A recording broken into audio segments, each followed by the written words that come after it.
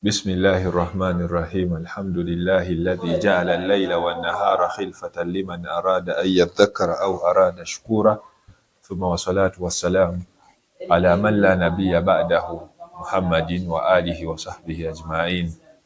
ab'ebitiibwa abatulaba era abatuwuliriza mukkirize twejjukanyeko ne hadithi y'omubaka sallallahu alaihi wasallam era nga Abi Hurayra yabeera nga agitunyumiza. Abi Hurayra yabeera nga atutegeeza n'atugamba nti Nabbi sallallahu alaihi wasallam yayitirizanga nnyo okubeera nga asoma edduwa eno. Nabbi yayogera n'agamba nti Allahumma inni a'udhu bika min jari su'i, ai Allah nkusaba obeere ng'ontaasa era ng'omponya omuliraano omubi. Obusiraamu bwatusomesa ku muliraano era ne bubeera nga butukubiriza nnyo okulaba nti baliraanwa baffe tubayisa mu mpisa ekyasinza okubeera nga nnungi. Era Nabbi yatutegeeza n'atugamba nti maazaala Jibuliiru yuswini lijjaali. Jibuliiru bwe yajjanga okubeera ng'amuwa obubaka okuva eri wakiba Allah subhanahu wa ta'ala, yamulaamiranga nnyo okubeera ng'akola ki, ng'ayisa muliraanwa we mu mbeera ekyasinza okubeera nga nnungi. Naye abaliraanwa abo batera okubeera abazibu. Osobola okugula akamotoka ko ng'okaagala nnyo, n'agamba abaana ne bakatega emisumaali. Tubalaba abantu basimba obuyinja mu ttaka, amaze okugula ettaka lye neyiba we yennyini n'abeera ng'ajja n'akasimulayo n'akazza ewalala ng'ayagala kubeera nga yezza ettaka lye. So mu mbeera efaananako bw'etyo, mu society gye tulimu efaanani bw'etyo, tusabe nnyo nga Nabbi we yasabanga Allah abeere nga atutaasa emiriraano emikyamu. Nabbi n'agenda maaso n'abeera ng'asaba Allah nti wa min zawjin tushayyibuni kabla al-mashibi, ai Allah nkusaba obeere ng'ontaasa omukyala anankaddiya akaseera kange ak'okukaddiwa nga tekannatuuka. Osanga omusajja ng'alina emyaka 35 naye ng'ali nga wa 9, naye ng'ekimutuusizaawo kiki? Yawasa omukyala ng'ewaka kyamukola. Abamu baddayo ewaka bamuterawo ne timetable erina kutuuka wano saa 11, n'akomawo 12 oba emu ne bamugalabiza ne bamukuba emiggo.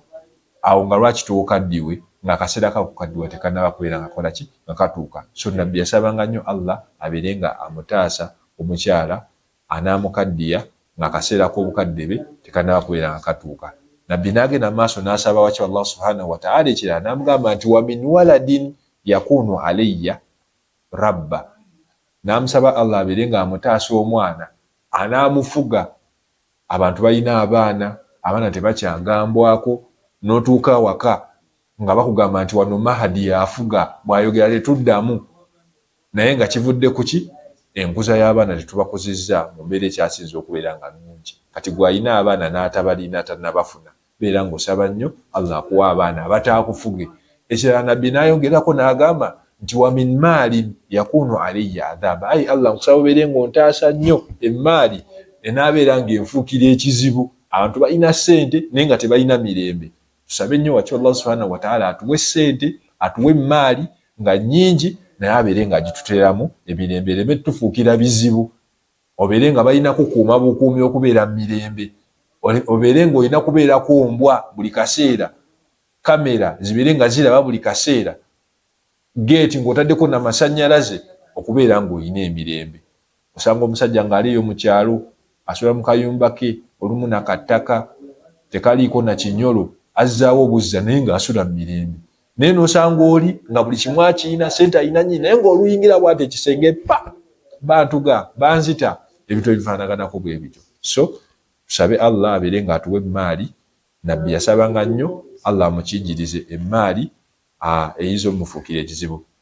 Kyeyasembayo ng'agamba Nabbi, yagamba nti wa min khalili makirin, ai Allah nkusaba obeere ng'ontaasa ow'omukwano ow'enkwe, ainuhu taraani wa kalbuhu yaraani, nga wabeera ntunuulidde wano nga tuli ffenna, alaga nti anjagala nnyo era wasanyu nnyo, wa kalbuhu yaraani, naye nga mu mutima gwe tanjagalangako.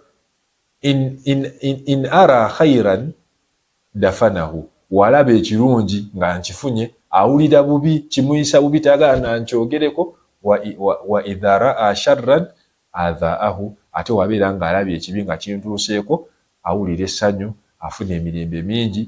Ebintu ebyo ebitaano nabbi yabeera ng'asaba waki Allah subhanahu wa ta'ala abeere nga abimuwonya, era naffe tubeere nga tumusaba waki Allah subhanahu wa ta'ala abeere nga abituwonya.